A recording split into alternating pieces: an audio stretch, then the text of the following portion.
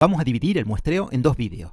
En este lo introduciremos, diremos de qué se trata, cuáles son los principales diseños muestrales, hablaremos de los conceptos de muestra genérica y muestra específica y finalmente repasaremos también el teorema central del límite. Luego, ya en el vídeo siguiente, definiremos los principales estadísticos muestrales y sus correspondientes distribuciones. La teoría del muestreo es una rama de la estadística que se encarga de seleccionar una parte de una población para analizar alguna característica, por ejemplo los pesos, y sacar conclusiones sobre el total. Su objetivo es obtener información representativa sin necesidad de estudiar a toda la población, lo que ahorra tiempo y recursos, pero eso ya lo sabías, claro. Si el muestreo se hace bien, los resultados de la muestra pueden generalizarse a la población completa con un margen de error controlado. ¿Todo esto para qué? Sencillo, la información obtenida mediante las técnicas de muestreo afecta a casi todos los aspectos del día a día. Por ejemplo, muchas de las noticias divulgadas por los medios de comunicación se basan en encuestas de opinión. El ejemplo más conocido quizás sea el de los sondeos de opinión preelectorales, cuya información es útil no solo para la opinión pública, sino también para los propios partidos políticos candidatos. El IPC también está determinado sobre la base de una encuesta por muestreo. También se utiliza el muestreo estadístico en auditoría.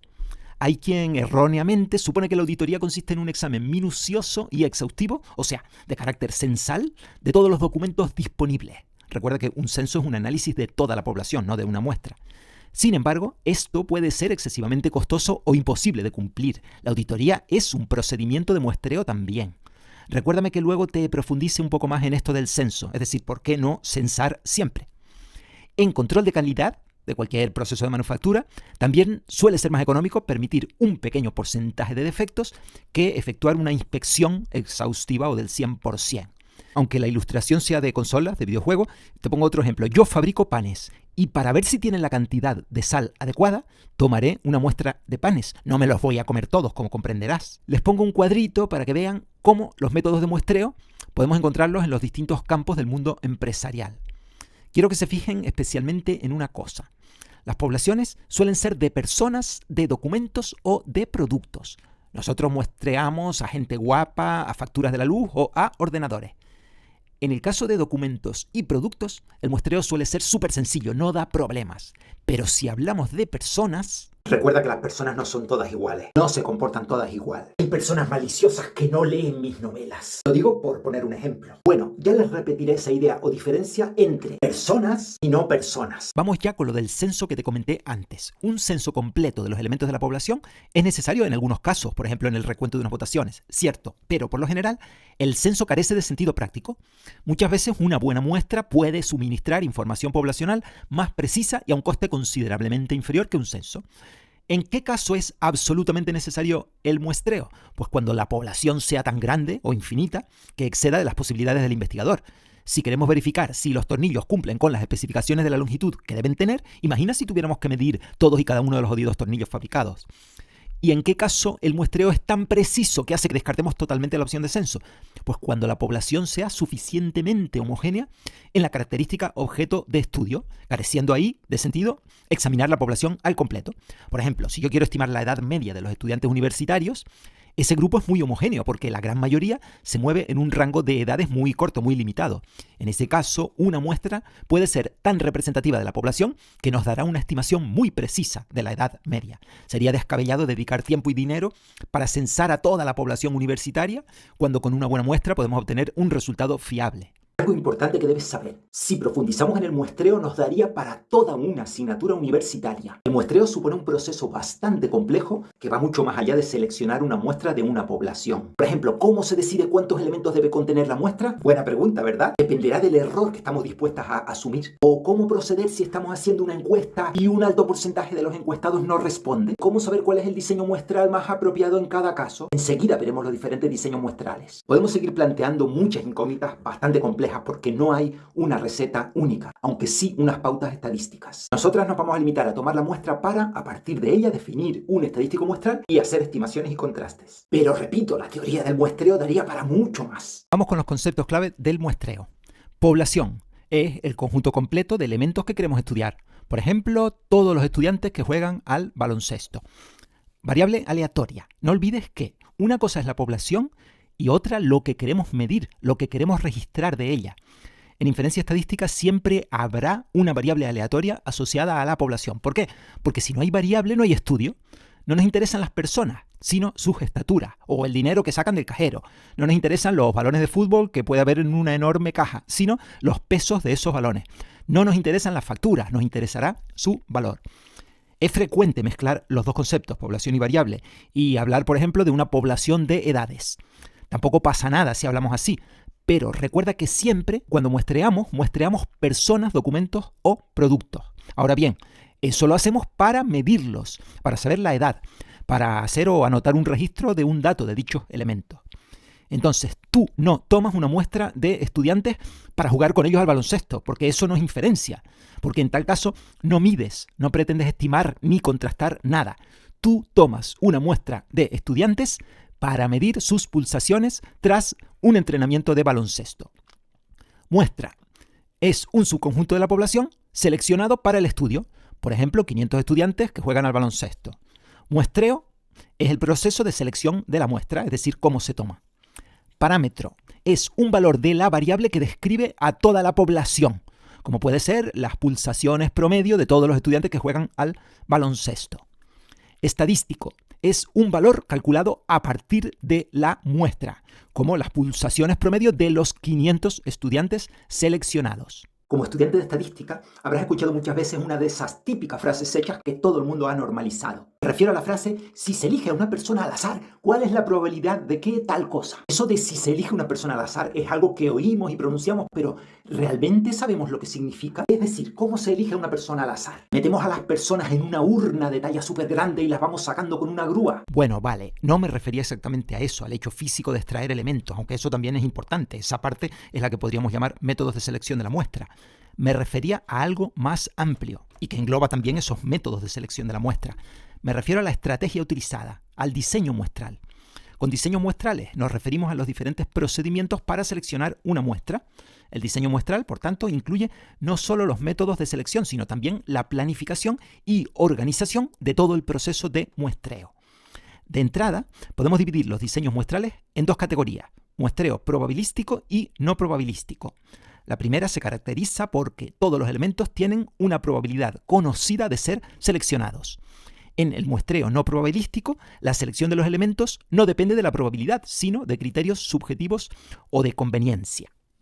Dentro del muestreo probabilístico tenemos muestreo aleatorio simple. Todos los elementos de la población tienen la misma probabilidad de ser seleccionados. Es el muestreo puro, el muestreo por excelencia. En cuanto al método de selección, se puede utilizar, por ejemplo, un generador de números aleatorios, que hasta en Google lo puedes pillar en 3, 2, 1. Por ejemplo, sorteamos números al azar entre mis seguidores, que los tengo ordenaditos en una lista, para elegir los 5 a los que les regalo un ejemplar de Los Custodios de la Virgen, secuela del psicotriller Los Privilegiados del Azar. Muestreo estratificado. Se divide a la población en subgrupos homogéneos llamados estratos y se selecciona una muestra al azar dentro de cada estrato. Este diseño se usa cuando hay diferencias importantes entre los subgrupos. Ejemplo, para estimar el precio medio de los artículos de una tienda de informática, podríamos estratificar dichos artículos en 3 grupos. 1, ordenadores; 2, periféricos y suministros, aquí englobo impresoras, pantallas, tóner; y 3, accesorios, me refiero a cables, pendrive, etcétera, cosas más pequeñitas en cuanto a precio. Así que tomaríamos una submuestra de cada estrato. Muestreo sistemático. Se elige un primer elemento al azar y luego se seleccionan los siguientes en intervalos regulares. Es decir, a partir de una lista ordenada o de un proceso ordenado, tomamos un elemento aleatoriamente entre los H primeros, contamos H y elegimos otro, volvemos a contar H elementos y seleccionamos otro, etc. Es decir, uno de cada H elementos forma parte de la muestra. Por ejemplo, elegimos un punto de partida al azar y luego cada 7 personas que entran al supermercado elegimos una para formar la muestra y hacer nuestro estudio. El estudio pues da igual el que sea. Por ejemplo, preguntarles cuánto se gastan al mes en aceite. Muestreo por conglomerados. Se divide la población en grupos naturales, llamados conglomerados, y se seleccionan al azar algunos grupos completos. El método es útil cuando la población está dispersa. Ejemplo, para un determinado estudio sobre hábitos de los estudiantes universitarios, podríamos seleccionar algunas facultades, las facultades serían los conglomerados, y encuestar a todo el alumnado de las mismas. Otro ejemplo, el ejemplo gráfico que tenemos aquí. Tenemos las facturas archivadas por meses. Población dispersa, pues hay facturas de todo tipo y no podemos estratificarlas por valores porque nos volveríamos locas. Así que tomamos una muestra de grupos o conglomerados, archivadores en este caso, y analizamos todos sus elementos. Oye, que yo podría comprender que te estés preguntando una cosa. ¿Esto no me suena de hace un momento? Superprofe habló de población dividida en grupos. Pero se llamaban estratos. Y ahora dice conglomerados. ¿Pero qué brujería es esta? Son cosas diferentes y con objetivos distintos. O sea, en el estratificado formamos grupos llamados estratos y muestreamos dentro de cada uno. Se suele hacer cuando hay mucha dispersión en la población, es decir, creamos grupitos homogéneos, los cuales serán heterogéneos entre sí. ¿Trabalenguas? No, para nada. En cada estrato, es decir, dentro, los elementos son muy homogéneos respecto a la característica que estamos estudiando, en este caso el precio de los elementos de la tienda de informática. Pero es decir, entre los estratos hay heterogeneidad. En el muestreo por conglomerados, al revés. Lo que muestreamos son los grupos llamados conglomerados y luego censamos, analizamos todo dentro de ellos. Los grupos son homogéneos entre sí, pues todos tienen un poco de todo. Facturas altas y facturas bajas. Dentro de cada conglomerado, precisamente por haber de todo, hay mucha heterogeneidad. Muestreo por etapas, pues consiste en una combinación de varios tipos de muestreo en diferentes fases, seleccionando primero grupos grandes y luego elementos individuales dentro de ellos. Ejemplo, en una encuesta nacional, primero se eligen ciudades al azar, luego barrios dentro de esas ciudades y finalmente hogares dentro de los barrios. Muestreo no probabilístico. En este caso, como ya apuntamos antes, la selección de elementos no depende de la probabilidad, sino que depende del criterio del investigador, de sus conocimientos.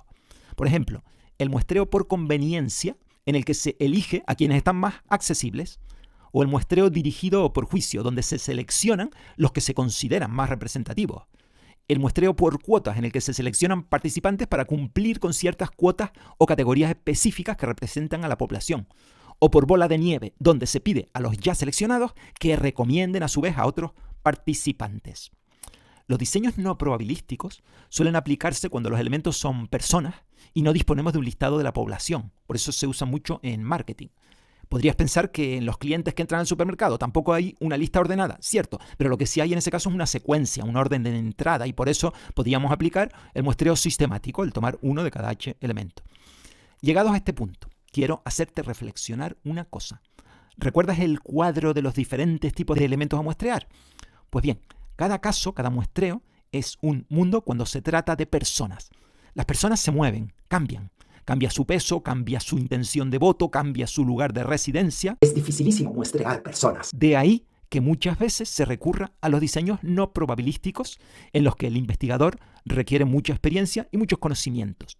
No ocurre lo mismo con los documentos o con los productos, porque están ahí, los tenemos controlados, podemos ordenarlos, asignarles un número, y será más fácil tomar muestras aleatorias puras.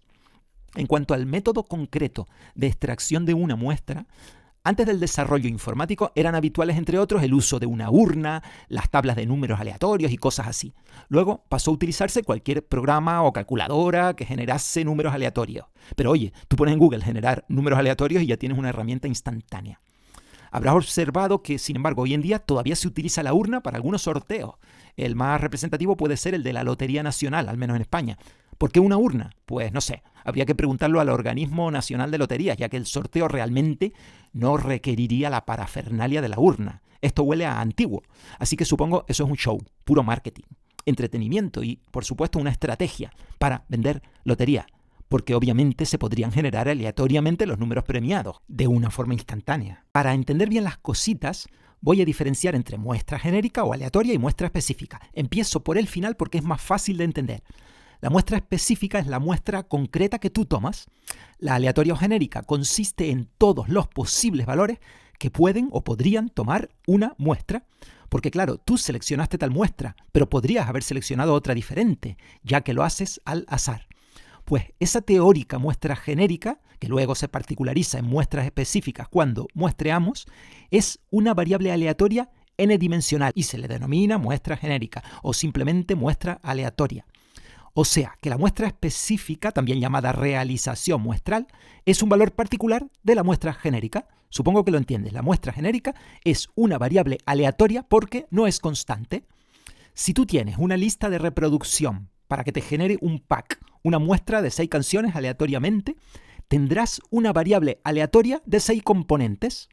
Bueno, a ver, no es que la muestra en sí sea una variable aleatoria, la muestra son canciones. La variable aleatoria será o hará referencia a la característica que estamos estudiando en nuestra población, porque siempre que muestreamos será porque estaremos estudiando algo, ¿no? O sea, la variable aleatoria, recuerda, es una asignación numérica a los sucesos. El concepto de canciones o de personas no puede constituir la variable aleatoria. X, la variable aleatoria, podría ser, por ejemplo, la duración de una canción, ¿entiendes? X sub 1 no es un título, no es un temita de Rosalía, es una duración. Vale, tráete paréntesis. Tengo ya una muestra genérica, una muestra de 6 componentes, porque yo quiero una muestra de 6 canciones. Una vez que tú le des la orden a la lista para que haga la reproducción de 6 canciones, obtendrías tus 6 canciones concretas que serían tu muestra específica. Por cierto, esto son sus duraciones. Pero si luego voy yo y me pido 6 canciones, o tú repites y vuelves a pedirlas, te saldrá otra muestra específica diferente. No lo olvides. Esto, X1, X2, X3, X4, X5 y X6, es la muestra genérica. ¿Por qué insisto tanto en esto? ¿Por qué es tan importante? Pues lo dicho, para que vayas viendo que estamos trabajando con variables aleatorias. Supón que quieres estimar o contrastar el tiempo medio, la duración media de todas las canciones de tu inmensa lista de reproducción. Como veremos más adelante, definiremos para ello una media muestral. ¿Cómo se define? Fácil. X1 más X2 más X3 más X4 más X5 más X6 partido por 6. Pues esa media muestral también es una variable aleatoria. De hecho, está formada por 6 componentes de una variable aleatoria. ¿Por qué es una variable aleatoria? Pues porque tomará diferentes valores según las diferentes posibles muestras específicas que pudiésemos extraer. Fíjate bien, ya salimos de la población, entramos de lleno en la muestra y ahí nos adentramos en la muestra genérica, que es una variable aleatoria. ¿Qué toca ahora? Ahora toca definir variables en función de esa muestra genérica. Esas variables serán los famosos estadísticos, los estadísticos muestrales. Por ejemplo, como acabamos de ver, sumar todas sus componentes y dividir por n, lo cual definiremos como media muestral. Así que, pensando ya en el vídeo siguiente, fíjate que en el proceso inferencial aparecen 3 variables aleatorias. Por un lado tenemos la variable poblacional, es decir, la duración de una canción cualquiera seleccionada al azar en nuestra lista de reproducción, en nuestra población. En segundo lugar, la muestra genérica. Una muestra de n minúscula componentes, siendo n minúscula el tamaño de la muestra. Cada una de esas componentes, y eso no lo hemos dicho, pero es una obviedad, se comporta igual, o sea, tiene la misma distribución que la variable poblacional. ¿Por qué? Porque X sub 1, por ejemplo, será la duración de una canción cualquiera seleccionada al azar al pulsar el botón Play 1. Finalmente estaría el estadístico muestral, que se construye en función de la muestra genérica. Ese estadístico muestral no tiene por qué tener la misma distribución que la variable aleatoria poblacional. Pero todo eso, como decía, será en el vídeo siguiente. Ahora vamos a repasar y mejorar un teorema que ya hemos apuntado en otras ocasiones y que nos va a ayudar a entender mejor lo que viene, el teorema central del límite. El teorema central del límite es uno de los conceptos más importantes de la estadística y establece algo sorprendentemente poderoso sobre cómo se comportan los datos en muestras grandes. Imagina que tienes una caja llena de balones, o sea, una población de balones, y sacas de esa caja muestras al azar una y otra vez para pesarlos. Varias muestras, aunque todas del mismo tamaño. Estás interesada en el peso de los balones. No importa cómo esté distribuida la población original. Puede ser una distribución normal, uniforme, asimétrica o cualquier otra. El teorema central del límite nos dice que si n, es decir, el tamaño de las muestras, es lo suficientemente grande, la distribución de las medias muestrales tiende a una forma normal, a una campana, sin importar la forma de la población original. Generalmente se considera n grande a partir de 30 datos. La media de esta distribución, o sea, de la distribución de la variable media muestral, será igual a la media verdadera de la población, o sea, mu. La varianza de esta distribución normal será más pequeña que la varianza de la población original y estará dada por sigma cuadrado partido por n. Lo que implica que la desviación típica será sigma partido por raíz de n. Recuerda que desviación típica es la raíz cuadrada de la varianza. Recuerda también que sigma cuadrado es la varianza poblacional y que n es el tamaño de la muestra.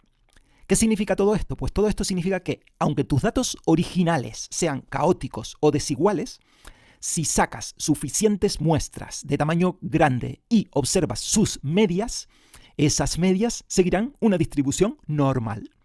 Vamos a visualizarlo en modo Superprofe lo descodifica y te lo desmenuza, intuitivamente, con balones de fútbol. Si tomas diferentes muestras de 5 pelotas y las pesas, pues no hay mucha magia. Me refiero a la distribución de esas medias. Podrías hacer un histograma con esos pesos medios, a ver qué te sale, pero la diferencia con la distribución original no será significativa. Si tomas varias muestras de tamaño 25 y calculas las medias, empiezas a ver algo curioso. Esas medias empiezan a concentrarse hacia el centro. Si sigues aumentando el tamaño de las muestras, digamos que ahora son de tamaño 100, las sucesivas medias se agrupan más estrechamente hacia el centro y la forma de la distribución de las medias muestrales se parece cada vez más a una campana. Distribución normal. Te pongo un ejemplo en la vida real. La altura de las personas adultas en una población puede tener una distribución normal, pero a veces no lo es del todo. Puede estar ligeramente sesgada o tener picos raros como esta. Ahora bien, si tomas muestras de 10 personas, calculas sus medias y haces un histograma con esas medias, me refiero a si tomaras muchas muestras de tamaño 10, la distribución podría parecerse un poco más, un poco menos a una campana. Si tomas diferentes muestras de 50 personas y haces lo mismo, el histograma de las medias será aún más parecido a la distribución normal. Si tomas muestras de 100 personas, el histograma se verá prácticamente perfecto como una campana. Finalmente, para que veas lo potente que es esto, el teorema central del límite es crucial porque nos permite trabajar con distribuciones normales, que son más fáciles de manejar, incluso cuando los datos originales no lo sean. Y también nos permite hacer inferencias estadísticas, como calcular intervalos de confianza y realizar pruebas de hipótesis de manera confiable. En resumen, el teorema central del límite es como una máquina de simplificación. Convierte la complejidad de los datos originales en una herramienta predecible, como es trabajar con la normalidad de las medias muestrales, siempre que tengas suficientes datos, siempre que las muestras sean grandes. Para cerrar el teorema central del límite, aquí tienes una comparativa con datos reales. La gráfica de la izquierda corresponde a una distribución exponencial, que no la estudiamos de manera específica, pero no importa, y la de la derecha a una geométrica. En la imagen superior tienes los histogramas de la media muestral para un tamaño de muestra n igual a 4. Y en la inferior, lo mismo con muestras de tamaño 60. Queda clara la aproximación a la campana de Gauss al aumentar la muestra, ¿verdad?